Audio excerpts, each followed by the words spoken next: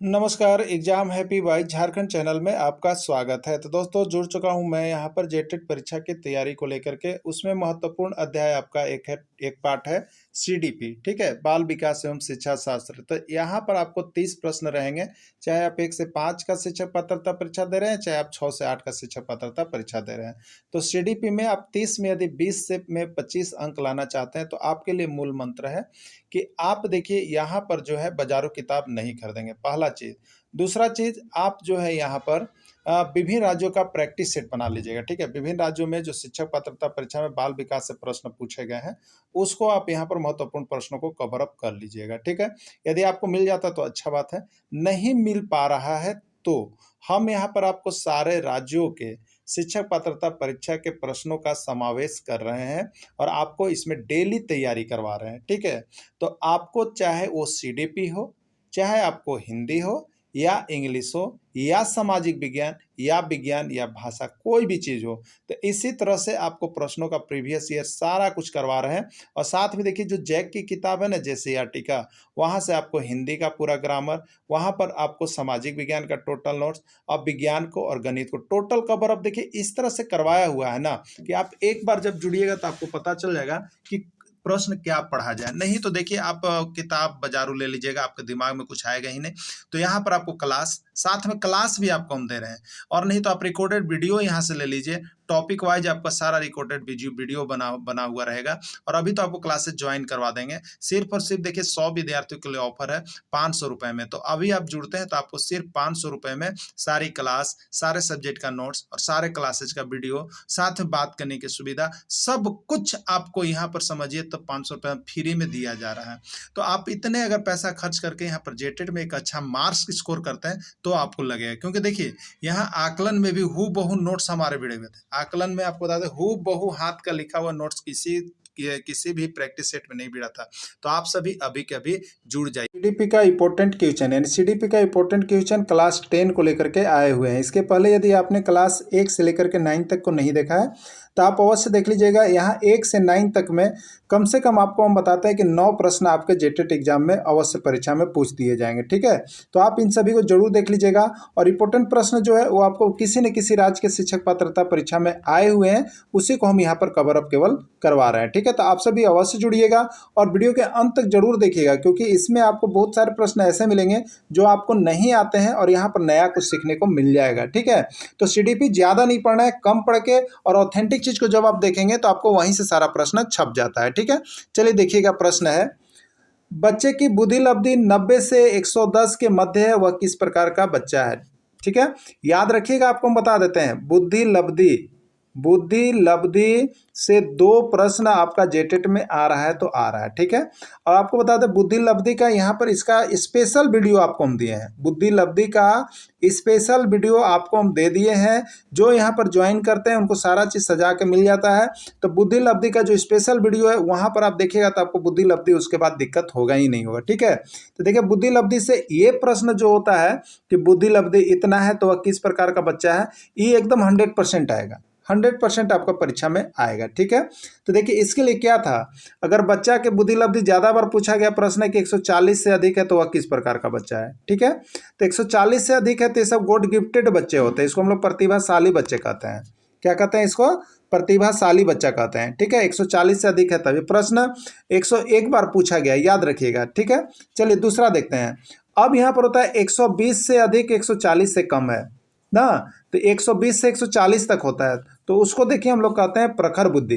क्या कहते हैं? प्रतिभाशाली वो हो गया, और उसको कहते हैं हम लोग प्रखर बुद्धि, जो 120 से अधिक है, ठीक है। अब देखिएगा यहाँ पर, अब यहाँ पर 110 से 120 के बीच है, 110 से 120 के बीच है, तो इस बच्चा को हम लोग कहते हैं तीव्र बुद्धि का। क्या कहते हैं? तीव्र बुद्धि का कहते हैं। और अगर 90 से 110 के बीच है, 90 से अब 110 के बीच है, तो इसको हम लोग कहते हैं सामान्य बुद्धि का। क्या कहते हैं इसको?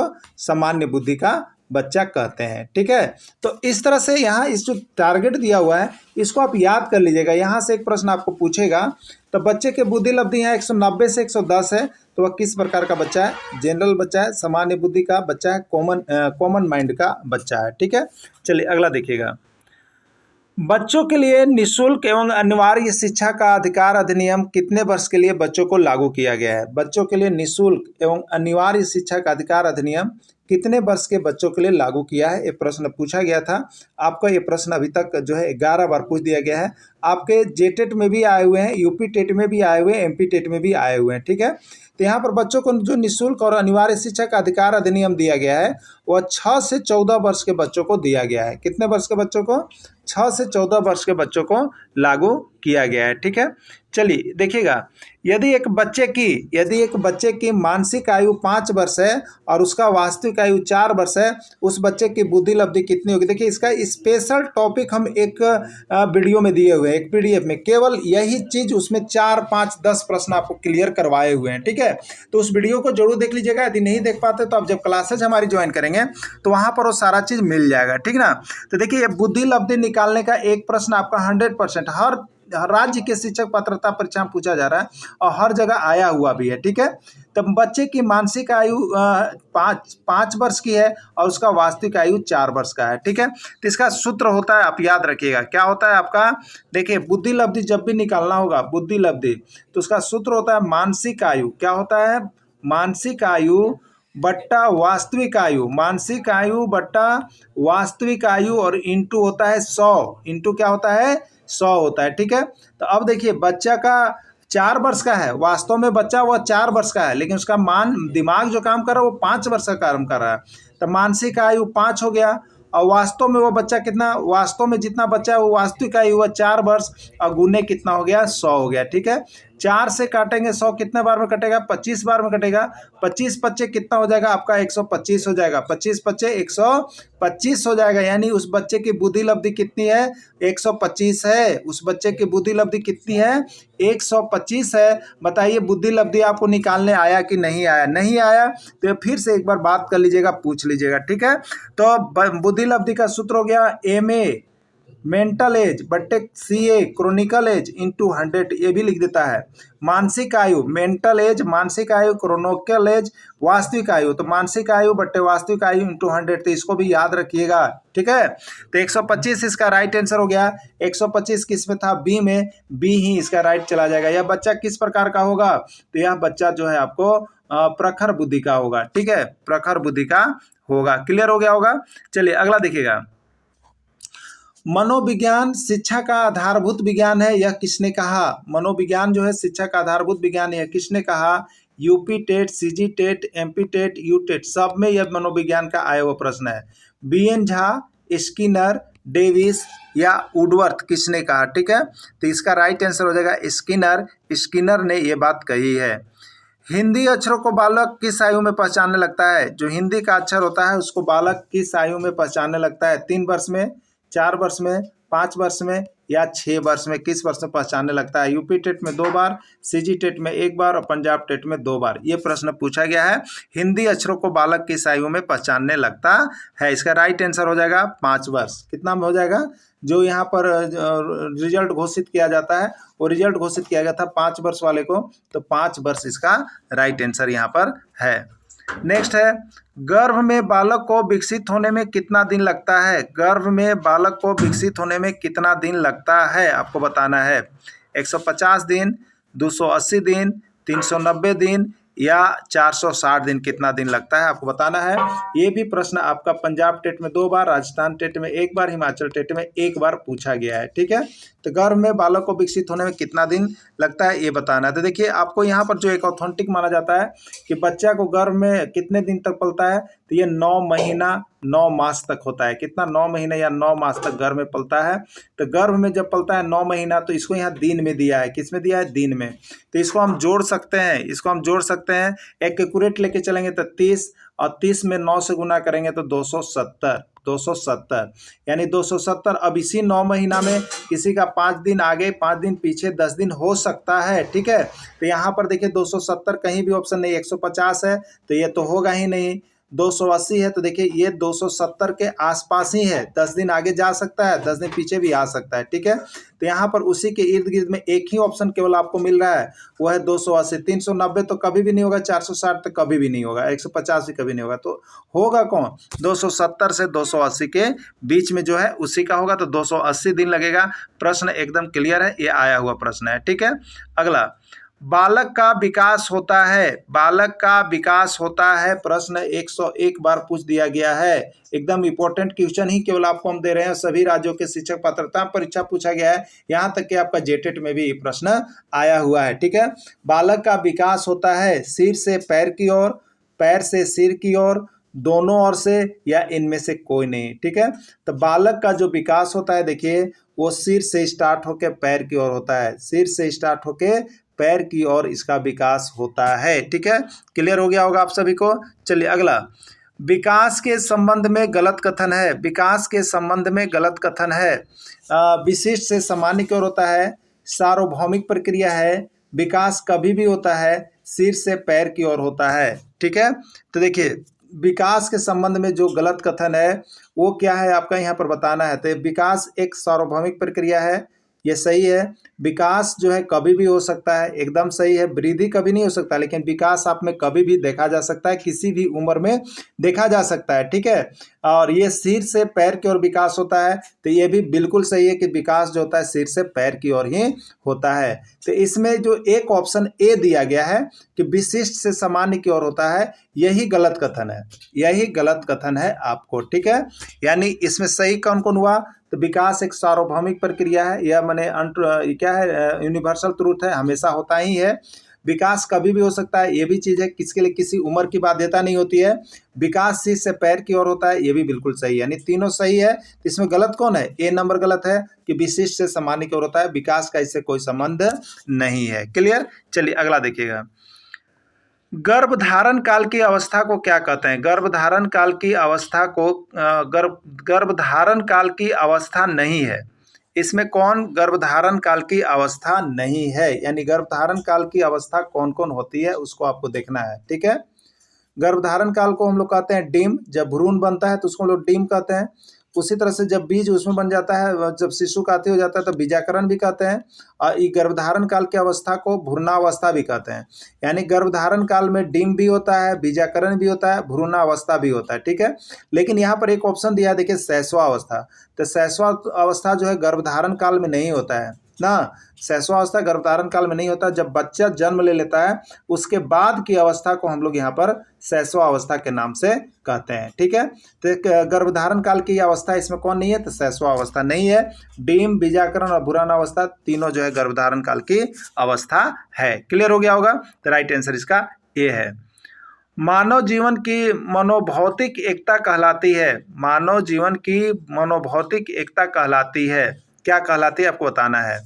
मन तथा शरीर का विकास, शरीर तथा हड्डियों का विकास, शरीर तथा हृदय का विकास, आत्मा तथा मांसपेशियों का विकास, ठीक है। तो मानव जीवन की मनोभौतिक एकता कौन कहलाती है, तो मनोभौतिक एकता जो होता है देखिए मन और शरीर का विकास से जुड़ा हुआ है। मनोभौतिक एकता किससे जुड़ा हुआ है, मन और शरीर के विकास से जुड़ा हुआ एकता जो है मनोभौतिक एकता कहलाती है, ठीक है। तो मन तथा शरीर का विकास से यह जुड़ा हुआ पाठ हो जाएगा आपको। अगला देखिएगा, गर्भ में सर्वप्रथम निर्माण होता है, गर्भ में सर्वप्रथम निर्माण होता है, 101 बारी प्रश्न पूछा गया है। तो बच्चा के अंतर्गत, शिशु के अंतर्गत आपको ये सभी चीजें प्रश्न आते हैं और आपको यहाँ पर देखना है और जुड़ना भी है, ठीक है।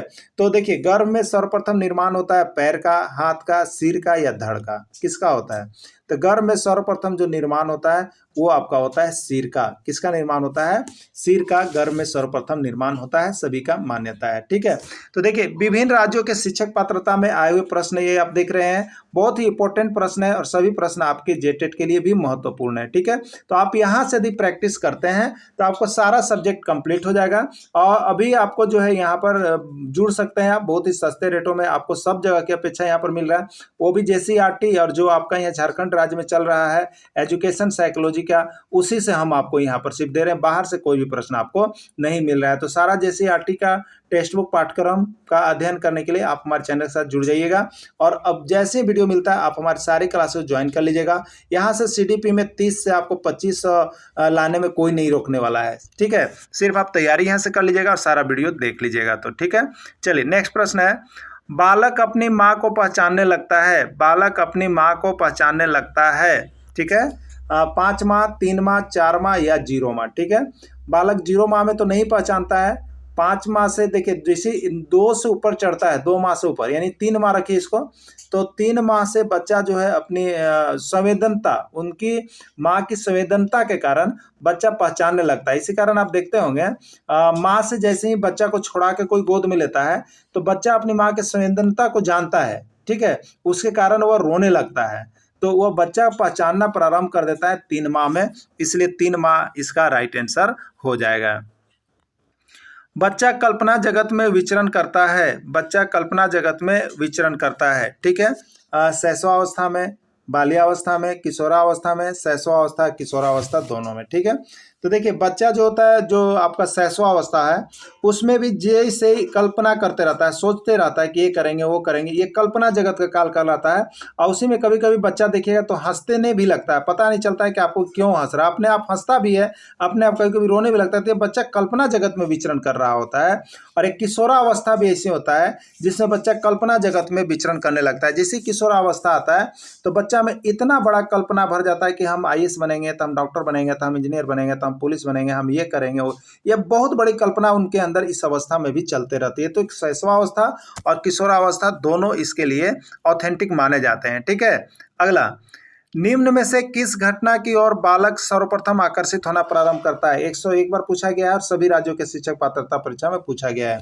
निम्न में से किस घटना की ओर बालक सर्वप्रथम आकर्षित होना प्रारंभ कर देता है। प्रकाश की ओर, माँ की ओर, ध्वनि की ओर, भोजन की ओर, किस ओर सबसे पहले आकर्षित होना प्रारंभ करता है, ठीक है। तो इसका राइट आंसर देखिए अभी तक जो बोर्ड के द्वारा निर्गत किया गया है वो है प्रकाश। सबसे पहले बच्चा प्रकाश की ओर, अगर बच्चा इधर उधर भी मुंह किया है, अगर लाइट आ जाए तो सबसे पहले बॉल की ओर देखना शुरू कर देता है। तो सबसे अधिक प्रकाश की ओर आकर्षित होना प्रारंभ करता है। बालक की जिज्ञासा को किया जाना चाहिए। 1001 बारी प्रश्न अब तक पूछ दिया गया सभी राज्यों में, देखिएगा तो बालक की जिज्ञासा को क्या किया जाना चाहिए। दमन किया जाना चाहिए, शांत किया जाना चाहिए, उत्तेजित किया जाना चाहिए, सक्रिय किया जाना चाहिए। तो देखिए बालक कभी कभी जिज्ञासु होकर के आपसे कुछ प्रश्न करता है तो क्या करना चाहिए, उसको दमन करना चाहिए, मतलब डांट करके उसको दबा देना चाहिए, ये बिल्कुल गलत है। शांत करना चाहिए, तो जिज्ञासा को देखिए शांत करना चाहिए, यानी वो जिस चीज पूछ रहा है उस चीज को आप उसका जवाब दे करके उसको शांत कर सकते हैं। तो बच्चों की जिज्ञासा को शांत करना चाहिए। उत्तेजित नहीं करना चाहिए, बढ़ाना नहीं चाहिए, वो जितनी जिज्ञासा कर रहा है उसी के अनुसार आप काम कीजिए। सक्रिय नहीं करना चाहिए, यानी बच्चों की जिज्ञासा को शांत किया जाना चाहिए। यही आपका राइट आंसर हो जाएगा। मानसिक विकास का संबंध नहीं है। मानसिक विकास का संबंध नहीं है विद्यार्थी का वजन एवं ऊंचाई से, तर्क एवं निर्णय से, स्मृति का विकास, अवबोध की क्षमता, किससे नहीं है, ठीक है। तो देखिए मानसिक विकास का संबंध नहीं है, तो मानसिक विकास का संबंध किससे है पहले वो देखते हैं। शिक्षार्थी का वजन एवं ऊंचाई, ये मानसिक विकास पर कोई प्रभाव नहीं पड़ता है। तर्क एवं निर्णय, ये मानसिक विकास से जुड़ा हुआ है। स्मृति का विकास मानसिक विकास से जुड़ा हुआ है। अवबोध की क्षमता, समझने की क्षमता, ये भी मानसिक विकास से जुड़ा हुआ है। लेकिन विद्यार्थी का वजन और ऊंचाई, इसमें मानसिक विकास का क्या मतलब है। छोटे बच्चे का भी माइंड तेज होता है, नाटे बच्चे का भी माइंड तेज होता है, लंबे बच्चे का भी माइंड तेज होता है। तो मानसिक विकास का वजन और ऊंचाई से कोई संबंध नहीं है। इसमें यही पूछा क्या संबंध नहीं है, तो राइट आंसर आपका ए हो जाएगा, ठीक है। चलिए अगला देखिएगा। मनुष्य के शरीर में हड्डियों की संख्या कम से कम होती है। हड्डियों की संख्या कम से कम होती है। शैशवावस्था, बाल्यावस्था, किशोरावस्था या प्रौढ़ावस्था, ठीक है। तो देखिए बच्चा के समय, जब बच्चे शैशवावस्था होता है उस समय हड्डियों की संख्या सबसे अधिक होती है।